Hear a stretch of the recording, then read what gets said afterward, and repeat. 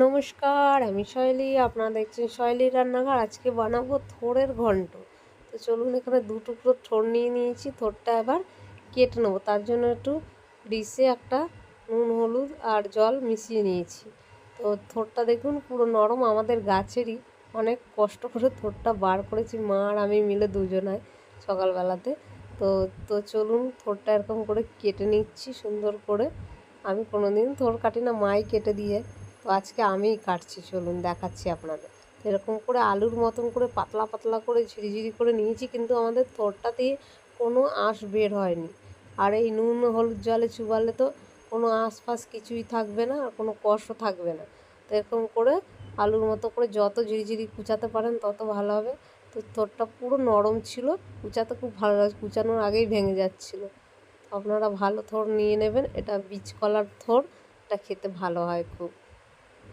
তো এরকম করে আমি সবটা কেটে নেবো। দেখুন, আপনারা এরকম ছুরির সাহায্যেও কাটতে পারেন, তো আমি বটিতে কেটে দেখাচ্ছি আপনাদের।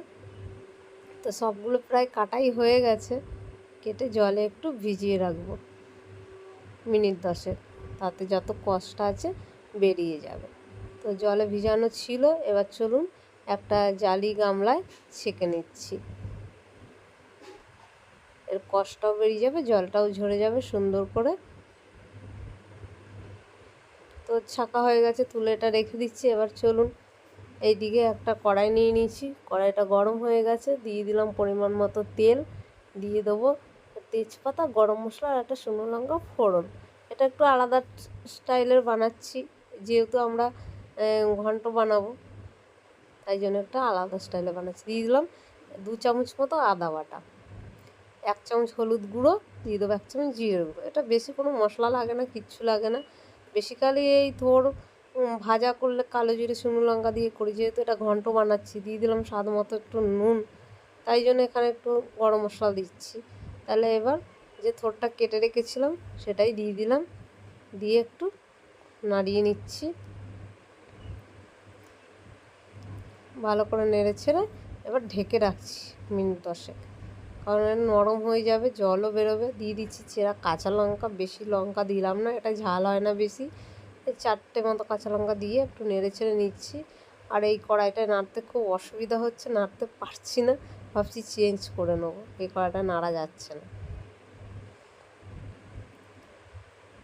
দেখুন এখন নাড়াই যাচ্ছে না। চলুন কড়াইটা চেঞ্জই করে নিই, এটা রান্না হবে না ভালো করে। তো চেঞ্জ করে নিয়ে চলে এসেছি, অন্য কড়াইতে ট্রান্সফার করে নিয়েছি। দিয়ে এবার নেড়ে চেড়ে এবার দিয়ে দিচ্ছি ভাজা চিংড়ি মাছগুলো, কারণ ওটায় খুব লেগে যাচ্ছিলো, নাড়া যাচ্ছিলো না ভালো করে ওই কড়াইতে। তো এটাই দিয়ে দিলাম। একটু ভাজা চিংড়ি মাছ দেবেন অবশ্যই, এর মধ্যে আবার নারকেল কুচিয়ে দিতে পারেন বা নারকেল কোড়া।